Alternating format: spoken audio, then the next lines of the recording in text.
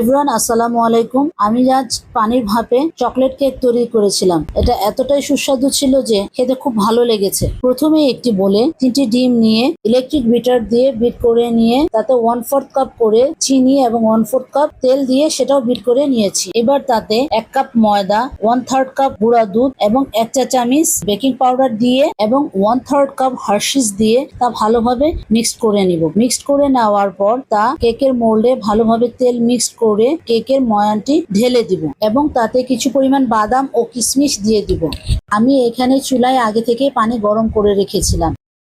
এখন চুলায় কেকের বাটিটি বসিয়ে দিব এবং 30 মিনিট পরে একটি কাঠির সাহায্যে দেখে নিব কেকটি হয়েছে কিনা। কেকটি হয়ে গেলে উঠিয়ে নিব, তবে তৈরি হয়ে যাবে আজকের আমাদের চকলেট কেক।